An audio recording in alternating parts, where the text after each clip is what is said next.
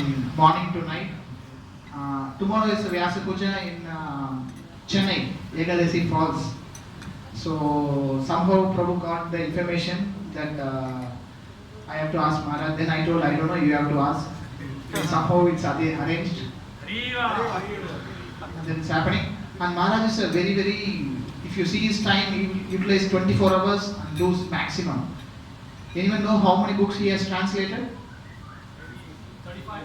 No. More than 70 books. Haribo! So all Acharya's books. When I go with Maharaj, sometime in Mayapur, sannyasis will be asking, where is Maharaj books? Laghu Vaishnava Toshni, Brigat Vaishnava Toshni, no one is there for printing. So now we are starting though, all the things, books are coming. So real Maharaj likes anyone improving in bhakti, coming from mixed to pure. Maharaj always says, without expecting anything in return, we have to do service for the Krishna. And here also, anyone chanting below 16 want to upgrade today can raise their hand. 2 to 4, 4 to 6, 6 to 8. You can say. From what round to what round? 2 to 4. Haribo. Anyone else? 4 to 8. Haribo. Anyone? So those who are chanting 16 rounds, Maharaj told yesterday, easy journey to other planets. What's the journey vehicle name? Srimad Bhagavatam. Huh? Vehicle name from here to Goloka. Srimad Bhagavatam. Srimad Bhagavatam. So anyone can take a vow just to read personally, sit and read Bhagavatam just 10 minutes a day without fail from today. From today onwards, daily reading Bhagavatam. This pleases real Maharaj and then it will be wonderful. Thank you very much. Haribo.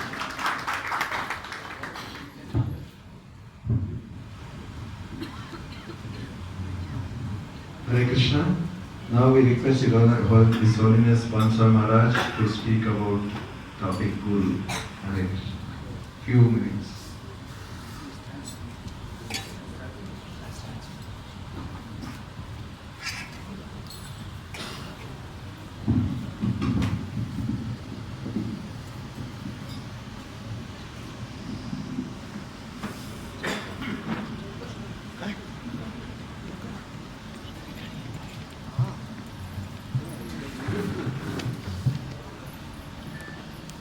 So we find from scriptures that there is often mention of Guru, and that Guru is very necessary, and we also have to respect and worship Guru in order to advance the spiritual life.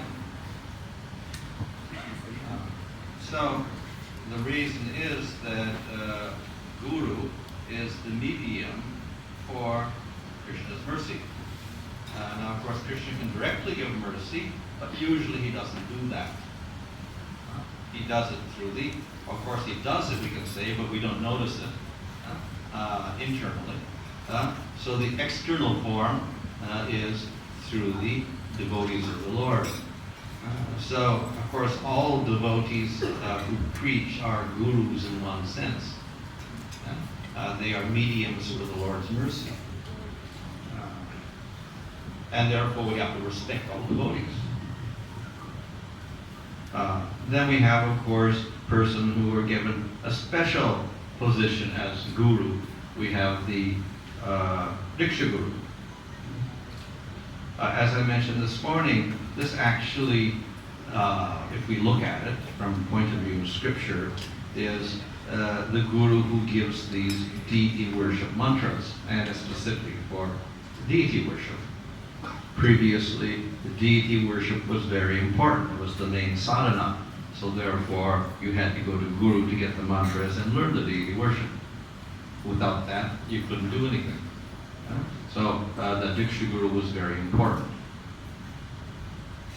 With the coming of Chaitanya Mahaprabhu, however, our Sampradaya does not emphasize the deity worship to the same extent. We have the alternative process of Nam Sankirtan, chanting the holy name. This does not require Diksha. So therefore that Diksha Guru actually becomes less important in one sense because we're doing Nam Sankirtan. which doesn't require initiation. We see that we tell people to chant Hare Krishna. And they chant, there's no initiation. And of course, in order to get initiated, you have to be chanting Hare Krishna. So it becomes a qualification for getting initiation. However, even there, as I previously explained, to chant purely, to chant properly, you also need proper knowledge and guidance. So that is where Guru is also important. This is the Shiksha Guru. Of course, the Diksha Guru also can perform the function of the Shiksha Guru. He can also give teachings, and that usually happens. But then we can also have the Shiksha Guru who is different from the Diksha Guru, who's giving guidance and teachings as well. Additionally, we have another Shiksha Guru. That is the founder of our movement, Srila Prabhupada, who supplies all the books like Bhagavatam and Bhagavad Gita, where we get the knowledge from. So he's another type of Shiksha Guru. So we have one Diksha Guru, but we can have many Shiksha Gurus. And among the Shiksha Gurus, then we have the prominent Shiksha Guru, that is Srila Prabhupada. And then we have other Shiksha Gurus who are giving particular knowledge based upon Prabhupada's teachings. And if they play a prominent role in the life of the devotee, then they get this same respect as the Diksha Guru. We consider them non-different. So therefore, we have the term Guru, but we have to widen that terminology or the perspective a little bit. Usually we think Guru is a Diksha Guru, but actually it includes the Shiksha Guru as well. So all those who are actually giving prominent and important teachings, they also get the same respect. And they act as mediums for Krishna's mercy also. And particularly because Nam Sankirtan is the main process, and then we have somewhat of an emphasis upon Shiksha rather than Diksha. That may be one of the reasons why Bhaktisiddhanta Saraswati Thakur traced our parampara not through Diksha at all, but through Shiksha. So we have on our altar, we have Prabhupada, we have Bhaktisiddhanta, and then we have Gorkishore Das Babaji and Bhaktivinoda Thakur and Jagannath Das Babaji. So right there we have a link between Gorkishore and Bhaktivinoda. It's not a Diksha thing. And the link between Bhaktivinoda Thakur and Jagannath Babaji, also not Diksha, it's also Shiksha. So there we get a emphasis upon the Shiksha Guru rather than the Diksha Guru. So this, as I said, becomes a little more prominent in the Gaudiya Sampradaya because of our emphasis upon Nam Sankirtan or Bhagavata Marga as opposed to Pancharatrik Marga and the Diksha process. So therefore we have many gurus. We have the Diksha Guru and we have the Shiksha Gurus, including Srila Prabhupada. Now, to get mantra, obviously we have to take it from a guru because it's secret. And to get knowledge, yes, we have books. We can just read books. Unfortunately, even if we read the books, we often don't get the proper understanding or the proper guidance on what to practice. So, even with books, we do need the Shiksha Guru. So, that is why we'll find an emphasis upon Guru in the scriptures. In ancient times, this was a necessity because there were no books. They didn't publish books at all. There was a few palm leaf manuscripts.